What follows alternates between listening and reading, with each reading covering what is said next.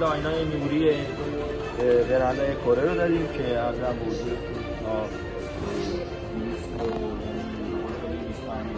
25 لاین نوریشه. ارزم بزرگ به صورت باز میشه، دکمه خاموش روشن شدنش از اینجاست، روشن میشه.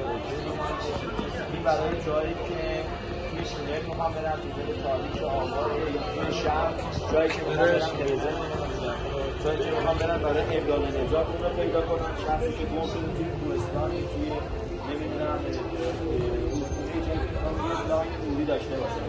این لاین نوری به این صورت میاد انجام میگیره، حالا میتونه به هر جایی نصب بشه.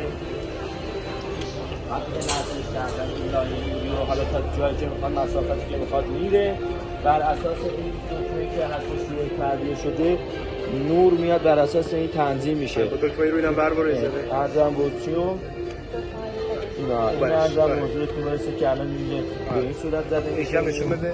این یکی مثلا الان به این صورت تو جعبه ایه به این صورت ثابت میشه و یکی هم برای حالت اسمسش که خاموش روشنش تند و کم و زیاد میزنه.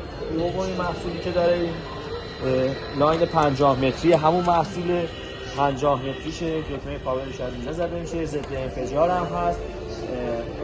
این خیلی حالا هم از لحاظ قدرت کیفیت باتری خودش که از این قسمت قاطی میکنه که باتری مثلثی داره اینجا تعبیه میشه. این باز این باتریش این هم به همون صورت کشیده میشه و ارزم بزرگتون برسه که تا جایی که میخواد میبریدش قابل جلو و این لاین هم به همین صورت با دکمه‌ای که داره میتونی SOSش، خط ثابتش و SOS کمترش رو